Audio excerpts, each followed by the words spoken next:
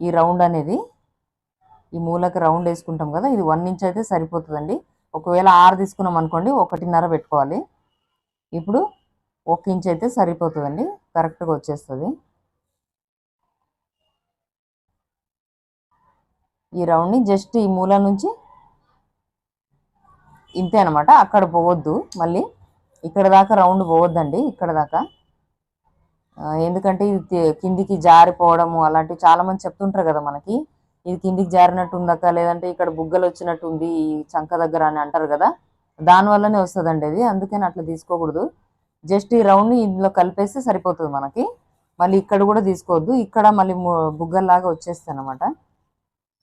ఇప్పుడు చూడండి, ఈ రౌండ్ అనేది నేను ఇక్కడ దాకా గీసుకున్నా కదా, ఇప్పుడు ఈ ఎగ్జాక్ట్ అనేది మనకి నడుము కొలత కదండి, ఎగ్జాక్ట్ ఇక్కడ ఉంది మనకి, అసలైంది ఇక్కడ ఉందన్నమాట ఎగ్జాక్ట్ కొలత. అది చూడండి, ఇది రౌండ్ అనేది నేను కరెక్ట్గా దీనికి ఆపేసాను అనమాట, మనకి ఎగ్జాక్ట్ ఎక్కడికైతే ఉందో అక్కడికి ఆపేసానండి. చాలా కరెక్ట్ వస్తుంది బ్లౌజు. ఒక్కసారి నేను చెప్పినట్టు ట్రై చేయండి మీరు. క్లాత్లో కాకపోయినా ఒకసారి పేపర్లో కట్ చేసుకోండి, ఒకవేళ తప్పు వచ్చినా మళ్ళీ వేరే పేపర్లో చేసుకోవచ్చు, డైరెక్ట్ బట్టలలో చేయొద్దండి. మేము నేర్చుకునేటప్పుడు అలాగే చేసేటోళ్ళం అనమాట. ఫస్ట్ పేపర్లోనే నేర్పించారండి మాకైతే. ఫస్ట్ న్యూస్ పేపర్ తీసుకొని కట్ చేసి, అది రాకపోతే ఇంకొకటి అలా నేర్చుకున్నామండి మేము. ఇప్పుడు ఎక్స్ట్రా ఏదైతే రౌండ్ గీసుకున్నామో దానికి కట్ చేసుకోవాలి మనం. ఇది చాలా నెక్ చాలా పెద్దగా ఉందన్నమాట ఈ బ్లౌజ్ది, వాళ్ళు చెప్పారు అలాగా, మనకి పెద్దగానే పెట్టని చెప్పారు.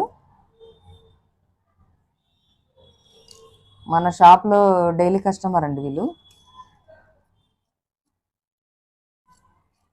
చాలా రౌండ్ కూడా లోతు ఎక్కువ బ్యాక్ సైడ్ తీయొద్దు, మనకి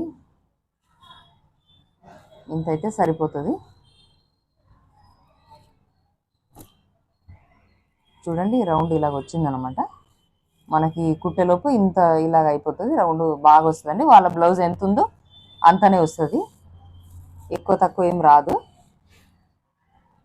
ఇప్పుడు హ్యాండ్స్, నేను ఎప్పుడైనా బ్యాక్ పార్ట్ కట్ చేసుకోగానే హ్యాండ్సే కట్ చేసుకుంటా అండి ప్రతిసారి. నేను నాకు అలాగే అలవాటు అనమాట.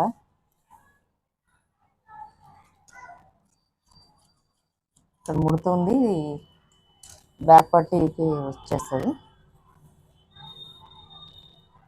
హ్యాండ్స్ కూడా చిన్నగానే ఉన్నాయండి, చిన్న సైజే అది. హ్యాండ్స్ హాఫ్ హ్యాండ్స్ ఇది.